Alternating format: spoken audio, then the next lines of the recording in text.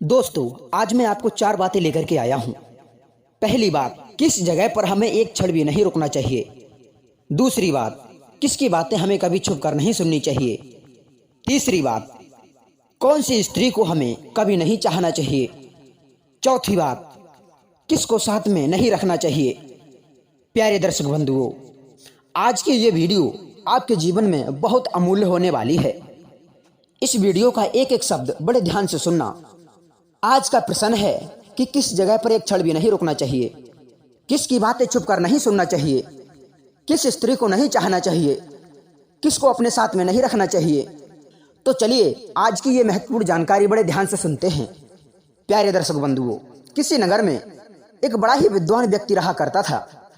वो व्यक्ति बड़ा ही गरीब था, बड़ी मुश्किल से उसकी गुजर हो पाती थी। कभी कभी तो उसके घर में भोजन का भी संकट आ खड़ा होता था। एक दिन उसकी पत्नी ने उससे कहा, आज सारे दिन किताबों के पन्ने पलटते रहते हो, ऐसे कैसे काम चलेगा। बिना धन के जीवन चलना बड़ा ही कठिन है। गरीबी देहधारियों के लिए एक बहुत बड़ा अभिशाप है, अपमानकारी दुख है। जिसने इस संसार में आकर के गृहस्थ जीवन को अपनाया है, उसका सबसे बड़ा धर्म है परिवार के भरण पोषण के लिए धन का संग्रह करे। जो लोग ऐसा नहीं करते हैं वो कर्तव्य विच्युत होने के कारण नरक में गिरते हैं। विद्वान वही है जो सबसे पहले अपने कर्तव्यों के प्रति समर्पित रहता है। यदि आपके पत्नी और बच्चे भूखे प्यासे और वस्त्रहीन घूम रहे हैं तो आपका ज्ञान व्यर्थ है। उस विद्वान व्यक्ति को अपनी पत्नी की बात बहुत अच्छी लगी। वो उसी दिन घर से चल दिया और एक संत जी की कुटिया पर पहुंचा। उस विद्वान ने महात्मा जी से पूछा कि हे भगवान, मेरे लिए कोई राह सुझाइए। आप तो जानते ही हैं कि गृहस्थ व्यक्ति को धन की कितनी आवश्यकता होती है। मुझे कोई एक ऐसा मार्ग बताइए जिससे मैं अपने परिवार के पालन पोषण के लिए कुछ धन कमा सकूं। तब महात्मा जी ने कहा कि हे पुत्र, धन सच्चित करने के संसार में अनेक रास्ते हैं, पर जिस काम में तुम्हारी बचपन से ही रुचि रही है तुम उसे ही अपना पेशा बनाओ, क्योंकि जितनी जल्दी सफलता वो अपने रुचिकर काम में ले सकता है उतनी जल्दी अन्य किसी में नहीं। तब वो गरीब व्यक्ति बोला कि हे महाराज, मेरी रुचि सदैव ज्ञान अर्जित करने और ज्ञान बांटने में रही है। तब महात्मा जी जवाब देते हैं कि तब तो और भी अच्छा है, तुम अपनी विद्वता को ही अपना पेशा बना लो, लोगों को सद्मार्ग की शिक्षा दो और बदले में उनसे पैसे लो। इसमें कोई बुराई की बात नहीं, क्योंकि कहते हैं रत्नों से भरी इस पृथ्वी को ये 3 लोग ही भोगने की सामर्थ्य रखते हैं। नंबर 1 शूरवीर, नंबर 2 विद्वान, नंबर 3 सेवा का मर्म जानने वाला। प्यारे दर्शक बंधुओं, इतनी बात सुनकर वो विद्वान आदमी अपने घर चला आया और नीति शास्त्र की बातें लिखने लगा और उन बातों को बाजार में बेचने के लिए ले जाता था। अलग अलग बातों की अलग अलग कीमत निश्चित कर ली और बाजार में बैठकर उन्हें बेचने लगा। उन बातों के बदले में जो उसको पैसे मिलते थे, उन पैसों से वो अपने परिवार को पालने लगा। एक दिन वो बाजार में खड़े होकर आवाज लगा रहा था कि 1 से लेकर 100 रुपए तक की बातों को मैं बेचता हूं, जिस किसी को लेना है ले लो, आपके जीवन में बहुत काम आएंगी। उसकी आवाज को सुनकर के बहुत से लोग उसके पास में आकर के जमा हो गए और उसकी बातों को खरीदने लगे। उसी नगर के एक सेठ ने 50 रुपए देकर कुछ सामान खरीदने के लिए भेजा था। सेठ के लड़के ने बाजार के एक कोने पर जब भीड़ लगी हुई देखी तो वो भी उसी भीड़ में जाकर के खड़ा हो गया। उसने देखा कि एक व्यक्ति कुछ बातों को बेच रहा है। सेठ के लड़के ने भी 50 रुपए देकर 4 बातों को खरीद लिया।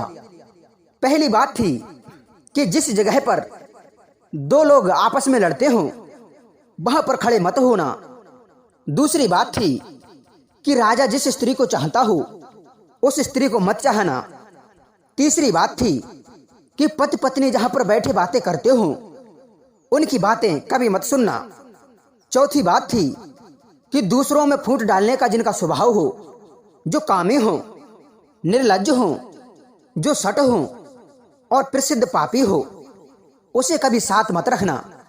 प्यारे दर्शक बंधुओं, बातें तो चारों ही बड़ी कीमती थीं। वे चारों बातें सेठ के लड़के को बहुत अच्छी लगी। लड़का उन बातों को लेकर अपने घर पहुंचा। बाप ने पूछा कि बेटे बाजार से क्या लेकर के आए हो? तो सेठ के लड़के ने पूरी बात बता दी कि हे पिताजी, एक आदमी बाजार में बहुत ही कीमती बातें बेच रहा था। मैं उससे 50 रुपए की 4 बातें खरीद लाया। अपने लड़के की बात सुनते हुए वो सेठ बिगड़ता हुआ बोला, अरे नालायक, तू किस धूर्त के चक्कर में फंस गया? ये लोग ठग होते हैं, हम लोगों को मूर्ख बनाकर धन ऐंठते हैं। चलो मेरे साथ अभी चलो, मैं उसकी बातें लौटाकर अपने पैसे वापस लेकर के आऊंगा। सेठ अपने लड़के को बुला करके ले गया और जिस स्थान पर वो विद्वान अपनी बातें बेच रहा था वहीं जा पहुंचा। सेठ ने उसकी बातों को लौटाते हुए कहा कि भाई, ये लो अपनी बातें अपने पास रखो और हमारे 50 रुपए हमें लौटा दो। हम आपकी बातों पर अमल नहीं करेंगे। वो सेठ और सेठ का लड़का अपने पैसे वापस लेकर घर चला आया।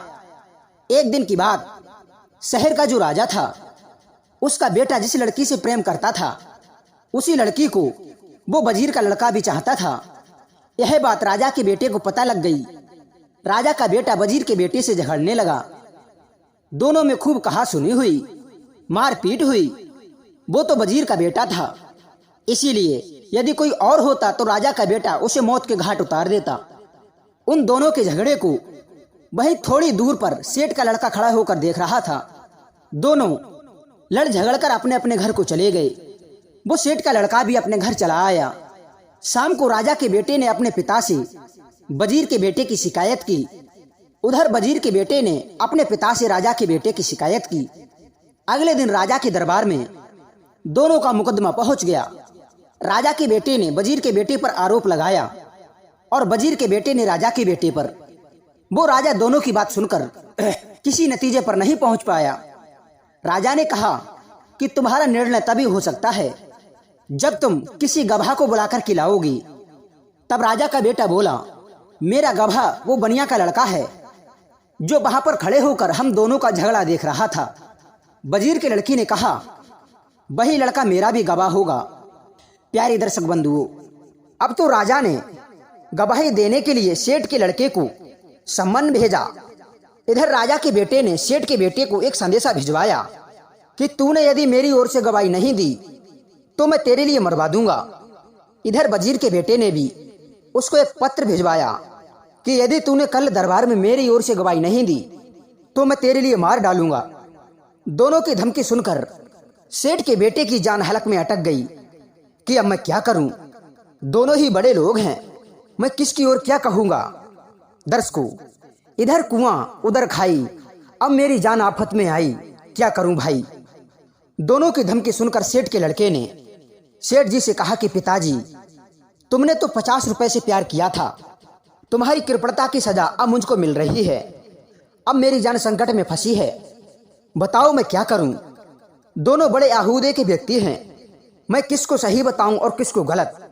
अपने बेटे की बात सुनकर वो सेठ भी चिंता में पड़ गया कि अब बेटे की जान कैसे बचाई जाए।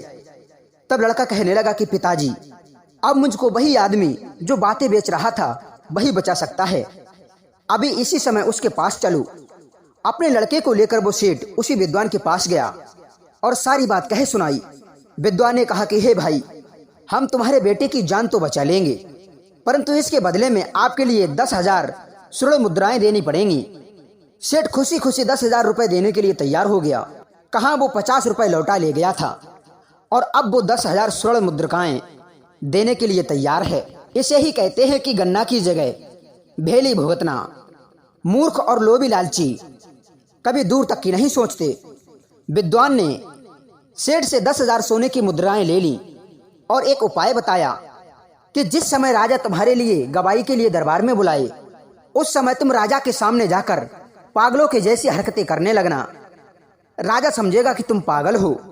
उस समय तुम्हारी गवाही का कोई अर्थ नहीं समझा जाएगा और राजा तुम्हारे लिए छोड़ देगा।